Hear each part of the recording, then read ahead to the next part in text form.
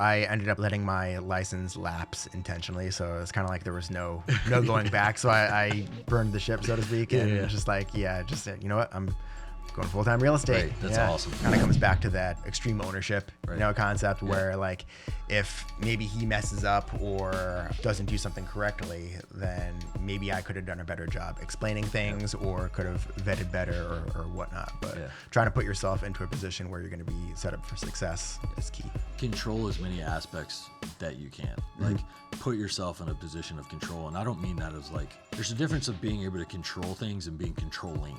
Like, I don't mean it in a controlling sense. I mean it like you need to be able to control as many aspects of the deal as you can. So you put the odds in your favor basically as much as possible. So you move to Richmond right off the bat. You're doing research. You're building your network. You're going even virtually to meetup events during COVID. You're building your team out. And within months, you find this flip. You do the flip. It ends up being a perfect first project. I mean, you couldn't ask for something better than that. Did you have an intent to do flips, wholesale, rentals, or did this one just pan out as like a good flip and maybe not a good rental? Like, did you, or were you just like, just let me do some sort of real estate transaction? I think I knew that I would want to follow the BRRRR strategy. You know, that's something that you get drilled into, you know, when you're listening to the podcast and all that kind of stuff there too.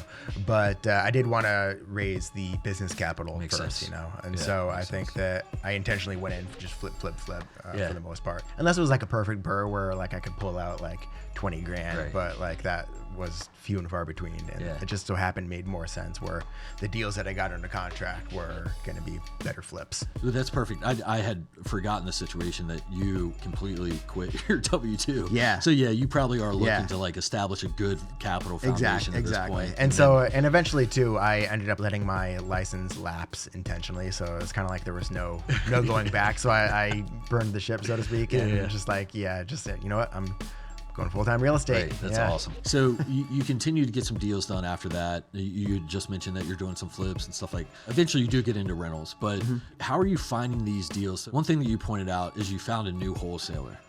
That is some of my best deals came from the new wholesalers, and it wasn't because they didn't know what they were doing and just gave you some wacko price. It wasn't that, right? Yeah. It was because they needed someone to help them.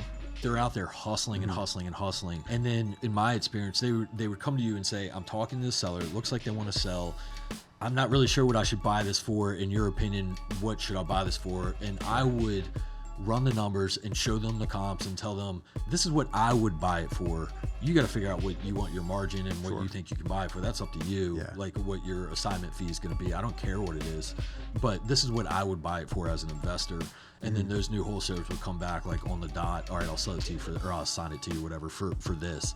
And it's been some of the best deals, but that largely happens because I'm the one who took those wholesalers under my wing as much as I could. I'm not like the, whatever, but like I had the time, I had the capability to help them and spend time with them, and it allowed them to get the deal and make some money. And so they would come to me first before it goes to whatever sphere network they have, the email chains and everything.